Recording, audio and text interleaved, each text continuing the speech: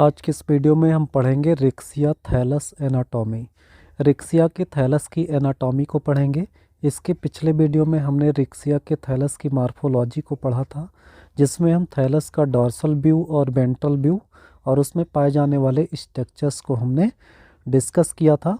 इस वीडियो में हम थैलस की एनाटॉमी को पढ़ते हैं। तो रिक्सिया के थैलस की जब एनाटॉमी को हम पढ़ते हैं तो यहाँ पर हम देखते हैं कि रिक्सिया का जो थैलस है वो मोर इलाबोरेट इंटरनल स्ट्रक्चर्स को शो करता है, जिसमें अगर हम वर्टिकल सेक्शन कट करते हैं थैलस का तो उसमें दो डिस्टिंक्ट रीजन दिखाई देते हैं। एक यहाँ पर होता है अपर फोटोसिंथेटिक रीजन और जिसे एसिमिलेटरी रीजन भी कहते हैं, और एक लोअर स्टोरेज रीजन होता है। तो यहाँ पर आपको समझना है, ये डायग्राम आपको दिखाई दे रहा है। इस डायग्राम में आपको क्या समझना है, ये दो रीजन आपको इस थैलस में दिखाई दे रहा है। अब ये जो स्टोरेज रीजन है ये आपको नीचे की तरफ मिल रहा है और फोटोसिंथेटिक रीजन ऊपर की तरफ मिल रहा है। अब हम बात करते हैं यहाँ पर कि जो फोटोसिंथेटिक रीजन है इसमें क्या पाए जाते हैं। तो फोटोसिंथेटिक रीजन में आपको ये जो स्ट्रक्चर सेल्स की जो पूरी लाइनिंग दिखाई दे रही है इसे फोटोसिंथेटिक फिलामेंट कहते हैं। इसे क्या कहते हैं? फोटोसिंथेटिक फिलामेंट पाए जाते हैं। उसके बाद यहाँ पर ये जो सबसे ऊपर की सेल्स होती हैं जिसमें क्लोरोफिल एब्सेंट होता है, ये एपिडर्मिस की कोशिकाएं होती हैं। ये कैसी कोशिकाएं होंगी? एपिडर्मिस की कोशिकाएं होती हैं। एपिडर्मिस की कोशिकाएं होती हैं। और यहाँ पर फोटोसिंथेटिक फिलामेंट के बीच बीच में ये जो गैप पाया जाता है, इस गैप को हम क्या नाम देते हैं? इसको हम क्या नाम देते हैं? इसको हम एयर कैनाल या एयर चैनल कहते हैं। इसको क्या कहते हैं? एयर कैनाल, या फिर इसे जो है एयर चैम्बर कहा जाता है या एयर चैनल भी कहते हैं इसको। उसके बाद यहाँ पर देखेंगे ये चैनल ऊपर की तरफ ये जो ओपन होते हैं, ओपन होंगे तो यहाँ पर पोर होगा और इस पोर को क्या नाम देते हैं? एयर पोर। एयर पोर होता है। एयर पोर क्या काम करता है? ये गैसियस एक्सचेंज का काम करता है। उसके बाद यहाँ पर हम समझते हैं कि फोटोसिंथेटिक रीजन में जो फोटोसिंथेटिक फिलामेंट पाए जाते हैं, इस फिलामेंट में आपको क्या देखने को मिलेगा? यानी प्रत्येक सेल्स में डिस्क्वायर्ड क्लोरोप्लास्ट पाए जाते हैं। फोटोसिंथेटिक फिलामेंट के प्रत्येक सेल्स में क्या पाया जाएगा? तो प्रत्येक सेल्स में मिलता है क्या? डिस्क्वायर्ड क्लोरोप्लास्ट। क्या पाया जाएगा? डिस्क्वायर्ड क्लोरोप्लास्ट मिलेगा। ये इम्पोर्टेंट कैरेक्टर है, डिस्क्वायर्ड क्लोरोप्लास्ट पाया जाएगा। और क्लोरोप्लास्ट पाए जाने के कारण ही इस रीजन की जो भी कोशिकाएं हैं सब क्या काम करती हैं? फोटोसिंथेसिस का काम करती हैं।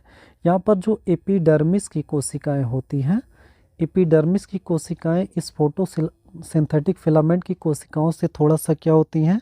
अलग होती हैं।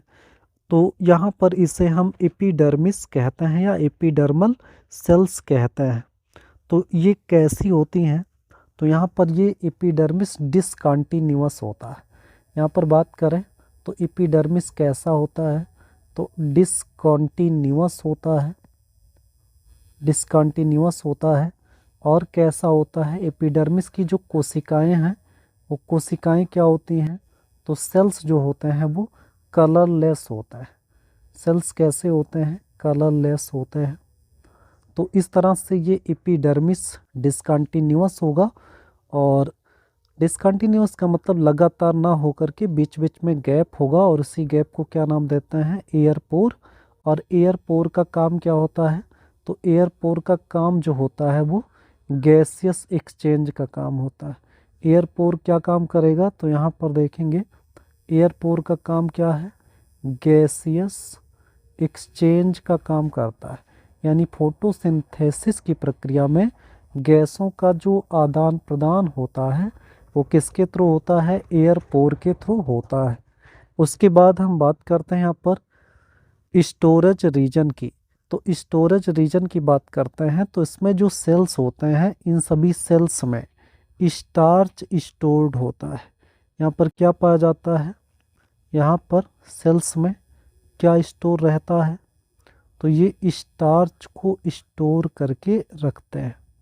इस तरह से स्टार्च को स्टोर करके यहाँ पर रखा जाता है और इसमें क्लोरोप्लास्ट अब्सेंट होता है।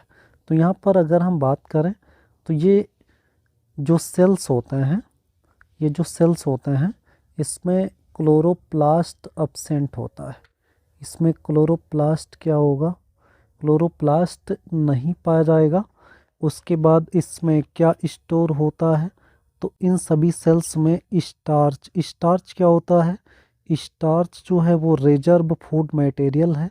तो स्टार्च ग्रेन्यूल्स पाए जाते हैं किसमें, यहाँ जो नीचे स्टोरेज रीजन के सेल्स होते हैं। तो ये क्या हो जाता है, तो ये एनाटॉमी हो जाता है। ये क्या है, ये फिगर का नाम अगर हम लिखें यहाँ पर तो फिगर का नाम क्या हो जाएगा, फिगर का नाम है रिक्सिया, जिसमें हम क्या पढ़ते हैं, वर्टिकल सेक्शन ऑफ थैलस। तो ये एनाटॉमी हो जाता है, एरिक्सिया का क्या हो जाएगा, एनाटॉमी हो जाता है।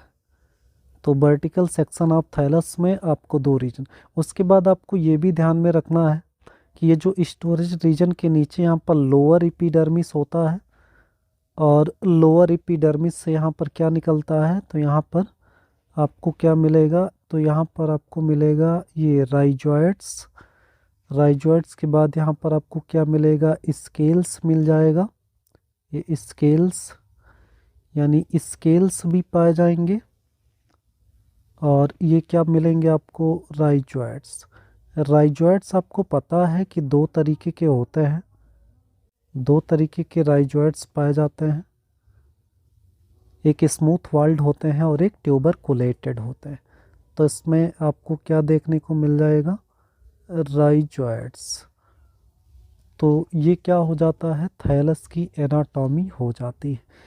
बस आपको मेनली 2 रीजन को ध्यान में रखना है, फोटोसिंथेटिक रीजन जिसमें फोटोसिंथेटिक फिलामेंट्स ऐसे ऐसे पाए जाते हैं और फोटोसिंथेटिक फिलामेंट्स में जो सेल्स होते हैं उसमें डिस्क्वाइड क्लोरोप्लास्ट होता है और सबसे ऊपर एपिडर्मिस की कोशिकाएं होती हैं जो क्या होती हैं, डिसकंटिन्यूअस होती हैं। डिसकंटिन्यूअस इसलिए होती हैं क्योंकि इनके बीच बीच में यहाँ पर क्या मिलता है, तो एयर पोर पाया जाता है जो गैसियस एक्सचेंज का काम करता है। उसके बाद यहाँ पर आपको देखना है नीचे जो स्टोरेज रीजन होगा उसमें जो भी सेल्स होंगे उसमें स्टार्च ग्रेन्यूल पाए जाएंगे और ये कलरलेस होते हैं, इसमें क्लोरोप्लास्ट क्या होता है, अब्सेंट होता है। स्केल्स और राइजॉइड्स भी आपको देखने को मिलते हैं। तो ये तो एनाटॉमी हो जाता है। नेक्स्ट लेक्चर में हम रिक्सिया में रिप्रोडक्शन के बारे में पढ़ेंगे।